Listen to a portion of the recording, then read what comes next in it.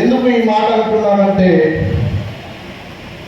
ఒక హిందువుగా ప్రశ్నిస్తే యాటి హిందూ అంటుంది ఈ రాజ్యాంగం, ఒక ముస్లింగా ప్రశ్నిస్తే టెర్రరిస్ట్ అంటుంది ఈ రాజ్యాంగం, ఒక క్రిస్టియన్గా ప్రశ్నిస్తే మత మార్పిడి చేసేవాడు అంటుంది ఈ రాజ్యాంగం, ఒక హేతువాదిగా ప్రశ్నిస్తే అర్బన్ నక్సలైట్ అంటుంది ఈ రాజ్యాంగం.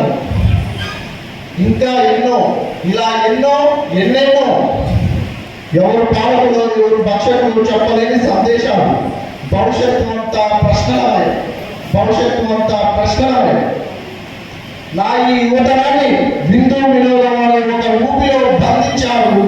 గత 75 సంవత్సరాల స్వతంత్ర భారతదేశంలో ఇది ఏ ఒక్కరి తప్పు అని అనాలి, నేను ఎవరిని ప్రశ్నించాలి.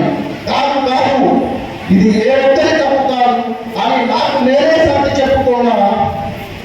నాలాంటి ఎందరో విద్యార్థులకు తాము ఇచ్చిన ఈ సభకి సలాం.